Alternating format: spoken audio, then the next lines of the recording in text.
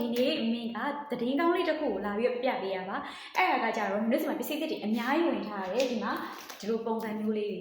ဒါလေးဆိုလို့ရှိရင်လုံးဝ quality ကောင်းတဲ့ပုံစံမျိုးလေးเนาะလက်ကားလိုချင်တဲ့သူတွေအတွက်ပစ္စည်းအများကြီးရောက်ထားပါတယ်ပေါ့เนาะအဲ့ဒါကြောင့်မို့လက်ကားလိုချင်တဲ့မမကြီးအတွက်ဒီသတင်းကောင်းလေးပေါ့အဲ့ဒါလေးလာပြီးပြပေးရဘယ်လိုမျိုးလေးရောက်ထားလဲဆိုတော့ဒီလိုမျိုးလေး close တစ်စိတ်ကလေးနဲ့အိတ်ကြီးရောအိတ်တွေရော site ကကြတော့ site သေးလေးနဲ့ site ကြီးပေါ့เนาะအဲ့လိုမျိုးလေးတွေရောက်ထားတယ်ပစ္စည်းတွေကအများကြီးဝင်လာရရှိရပေါ့เนาะသူ့ရဲ့ quality လေးဆိုလို့ရှိရင်ဘယ်လောက်ကောင်းလဲဆိုလို့ရှိရင်ဒီမှာကြည့်ဒီမှာ